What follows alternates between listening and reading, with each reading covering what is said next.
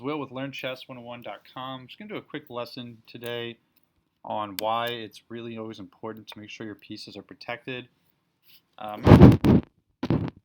Snippet of it, it's in the middle of a match, and you'll see right here, just to give a setup, the knight is protected by the pawn, and this pawn's protected by this knight, this pawn's protected by this pawn, both the rooks are protected.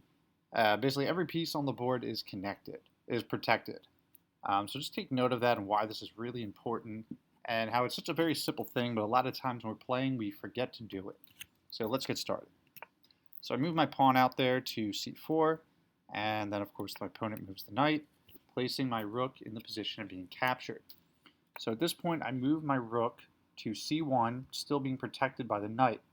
Now my knight's not protected, but there are some pawns there to at least keep the queen from being able to capture it, and if my opponent moves his own knight into position to capture my knight, then my knight can just capture his. So it's a pretty safe move in terms of my knight being protected, and of course making sure that my rook's protected. And this is really important, as we'll see in a couple moves here. So my opponent moves their knight out of the way, and I move my rook in here just to capture this pawn.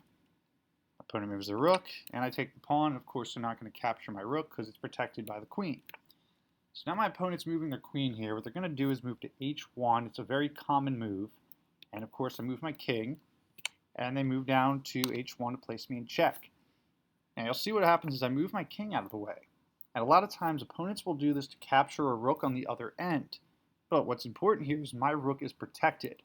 And on the next move, they make the mistake of getting too eager, and they capture my rook, only to lose their queen on the next move. So I'll show the rest of the match. I won't show the rest of the match. I did end up winning this, of course. It's just a really good lesson on, number one, why always keep your pieces protected. Because sometimes your opponent might not even realize they're protected and make a mistake like that. And always, of course, take the time to notice which of your opponent's pieces are not protected. And a great strategy is to go after those pieces first. Even if it's just a pawn. One pawn can make a huge difference in the chess match, especially at the end. So I hope you guys enjoyed this lesson. You learned something valuable. If you have any questions, feel free to leave in the comments section, or you can email us at learnchessonline@gmail.com.